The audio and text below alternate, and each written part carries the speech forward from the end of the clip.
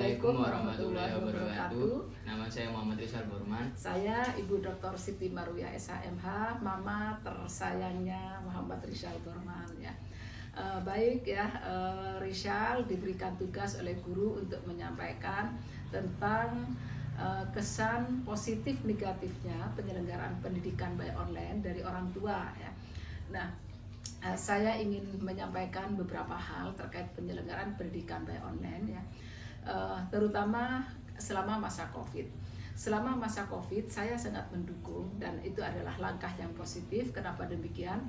Satu adalah dalam rangka menjalankan anjuran pemerintah bahwa kita diharapkan atau dianjurkan melakukan social distancing atau physical distancing atau menjaga jarak agar terhindar dari penyebaran COVID-19 ya. Itu sangat kita dukung karena penularannya itu sangat mudah ya. Yang kedua, kita membantu para petugas kesehatan ya.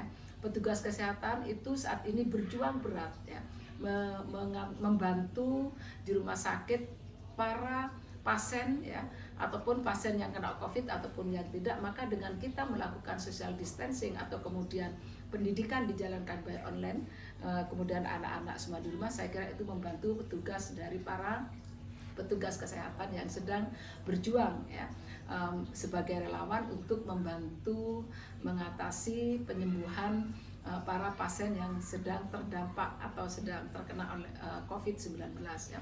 Itu dari sisi pelaksanaan daring saya kira positif ya. Tetapi ada sisi negatifnya. Sisi negatifnya adalah bahwa penyelenggaraan pendidikan by daring ini, satu ya, siswa itu tidak ada sentuhan langsung dari seorang guru. Padahal anak di usia dini, di usia seperti anak-anak masih adik SMP seperti ini ya, saya kira bukan hanya mendapatkan ilmu yang disampaikan oleh ustadz ya, oleh guru, oleh ustadzahnya ya, melalui apa yang disampaikan melalui media online ya, tetapi anak ini perlu ada sentuhan-sentuhan secara fisikis ya, sentuhan secara langsung dari seorang ustadz atau dari seorang guru ya, dari seorang ustadzah. Karena apa ya, anak di usia masih SMP ini saya kira belum mandiri ya, dan belum bisa mengatur dirinya sendiri secara optimal ya.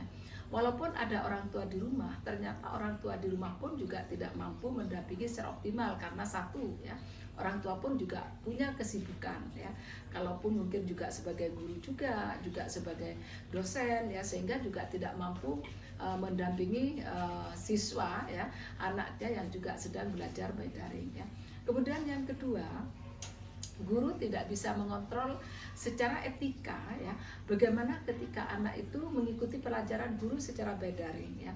Karena bagaimanapun anak mau pakai kaos ya, mau pakai celana pendek ya dan sebagainya, itu dia akan berjalan. Padahal sistem pendidikan itu ya, sistem pendidikan itu bukan hanya memberikan pelajaran ilmu pengetahuan ya, tetapi ada etika, ada sentuhan kasih sayang, ada adat istiadat, ada adab yang diajarkan oleh seorang ustadzah ya. Yang ini saya kira kurang mengena ya. Dan ustadzah juga tidak bisa memantau secara langsung ya, di mana kekurangannya anak ini ketika by daring ya.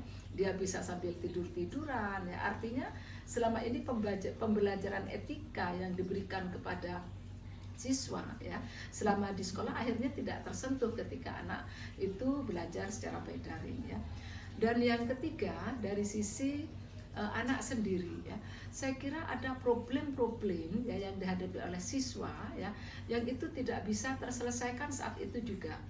Artinya mungkin ketika dia akan tanya, kalau melalui by daring itu akan ada hambatan atau kesulitan karena keterbatasan waktu, keterbatasan ruang dan sebagainya. Beda ketika ada di kelas ya. Beda ketika ada di kelas, ketika ada seorang siswa ini ya, kemudian mengalami hal yang hambatan dalam mengikuti pelajaran, itu bisa langsung diketahui oleh gurunya dan anaknya juga mungkin bisa langsung tanya pada gurunya di mana letak kesulitan mengikuti pelajarannya. Saya kira itu. Dan saya kira ke depan ya, kalaupun sempat ada wacana bahwa suatu saat pendidikan itu memang tidak harus di sekolah, bisa dengan by daring, untuk usia SMA ke bawah saya masih tetap tidak setuju, artinya tidak sepakat, saya tetap lebih sepakat mereka ada di kelas ya. Terutama anak yang mondok.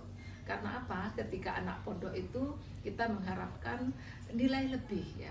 Jadi kalau di negeri itu dia mendapat pelajaran secara ilmu pengetahuan secara umum ya, tetapi ketika di pondok dia akan mendapatkan nilai lebih, nilai agama, nilai tatanan kehidupan sosialnya ya, yang terjaga, yang kemudian juga sopan santunnya, kemudian adabnya, itu yang didapatkan di pondok, dan itu saya kira tidak didapatkan yang ada di rumah.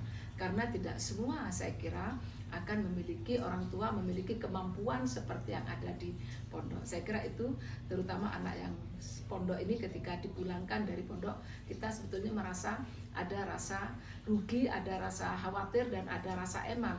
Ada sekian masa yang kemudian dilewati oleh anak itu tanpa kedisiplinan. Terus terang kedisiplinan yang ada, yang dijalankan di pondok selama ini ya, dan di sekolah, akhirnya setelah di rumah akhirnya anak tidak sedisiplin seperti di pondok.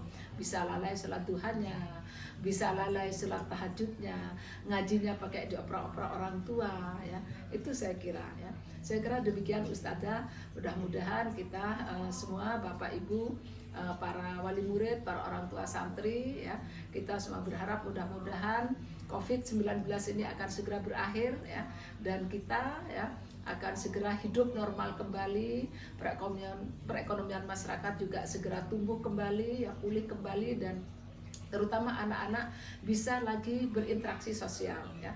Karena apa? Selama masa COVID ini anak-anak hanya bahagia bersama keluarga, tetapi dia kehilangan hak sosialnya bersama kawan-kawan, dan itu sangat dibutuhkan oleh seorang anak karena hidup itu adalah, manusia itu adalah makhluk sosial ya. Saya kira demikian. Terima kasih. Wassalamualaikum warahmatullahi wabarakatuh.